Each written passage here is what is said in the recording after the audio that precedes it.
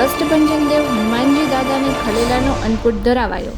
સુપ્રસિદ્ધ યાત્રાધામ સાળંગપુર ધામ શ્રી કષ્ટભંજન દેવ હનુમાનજી મંદિર ખાતે શનિવાર નિમિત્તે તારીખ 5/7/2025ના રોજ શ્રી કષ્ટભંજન દેવને પ્યોર સિલ્કના વાઘા પહેરાવવામાં આવ્યા છે।